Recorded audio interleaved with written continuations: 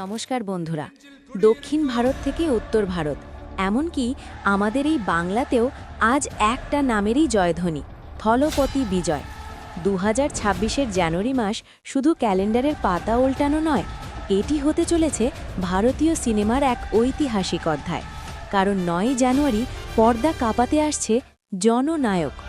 আজকের ভিডিওতে আমরা শুধু এই সিনেমার খবর দেব না, বরং বিশ্লেষণ করব কেন এই সিনেমাটি বিজয়ের কেরিয়ারের তো বটেই, পুরো ইন্ডিয়ান সিনেমার ডেস্টিনি বদলে দিতে পারে।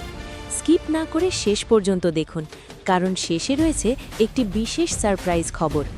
বন্ধুরা, জননায়ক সাধারণ কোনো কমার্শিয়াল ছবি নয়, এটি থলপতি বিজয়ের কেরিয়ারের 69তম এবং সম্ভবত শেষ সিনেমা। কারণ এরপর তিনি পুরোপুরি রাজনীতিতে আত্মনিয়োগ করবেন। ভাবুন একবার, যে মানুষটি 3 দশক ধরে আমাদের বিনোদন দিয়েছেন, তাকে শেষবারের মতো এই মাস অবতারে দেখা যাবে। পরিচালক এইচ বিনোদ, যিনি থুনিভু বা বালিমাইয়ের মতো ছবি উপহার দিয়েছেন, তিনি এই ছবির স্ক্রিপ্ট লিখতে গিয়ে নাকি বিজয়ের বাস্তব জীবনের রাজনৈতিক চিন্তাভাবনাকে মিশিয়ে দিয়েছেন। অর্থাৎ সিনেমায় আপনি যে নায়ককে দেখবেন, বাস্তবের বিজয়ের ছায়া তার মধ্যে স্পষ্ট। এবার কথা বলি সিনেমার সবচেয়ে বড় আকর্ষণ নিয়ে। হিরো যদি হয় লায়ন, তবে ভিলেনকেও হতে হবে টাইগার। আর সেই টক্কর দিতে আসছেন লর্ড ববি, অর্থাৎ ববি দেওল। অ্যানিমাল ছবিতে ববি দেওলের সেই ভয়ঙ্কর রূপ আমরা দেখেছি, আর এবার বিজয়ের সাথে তার ফেস অফ হবে।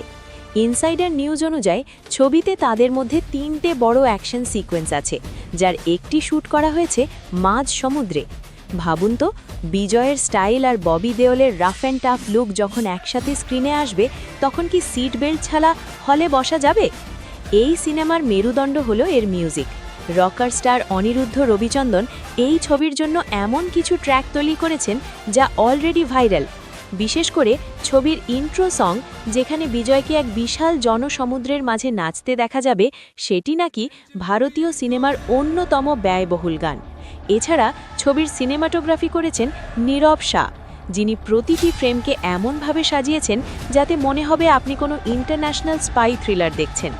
পাবলিকের মধ্যে হাইপ এখন এমন পর্যায়ে যে ট্রেড অ্যানালিস্টদের মতে জননায়ক প্রথম দিনেই বিশ্বজুড়ে 150 থেকে 200 কোটি টাকার ব্যবসা করতে পারে। কিছু ফ্যান থিওরি বলছে ছবিতে বিজয়ের চরিত্রের নাম তার রাজনৈতিক দলের সাথে যুক্ত থাকবে, এবং ছবির শেষে একটি অত্যন্ত গুরুত্বপূর্ণ সোশ্যাল মেসেজ থাকবে, যা সরাসরি বর্তমান সমাজের জন্য এক বার্তা। অনেকে তো এও বলছেন ছবিতে বিজয়ের ডবল রোল থাকতে পারে, একজন বাবা এবং একজন ছেলে। বন্ধুরা, বিজয় মানেই একটা উৎসব, বিজয় মানেই থিয়েটারে সিটির গর্জন।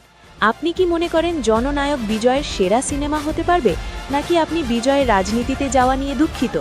আপনার মতামত কমেন্টে জানান, আমি প্রত্যেকের কমেন্ট পড়ার চেষ্টা করব। ভিডিওটি ভালো লাগলে লাইক করুন, বন্ধুদের সাথে শেয়ার করে থলপতি মেনিয়া ছড়িয়ে দিন। দেখা হচ্ছে পরের ভিডিওতে। জয় হিন্দ।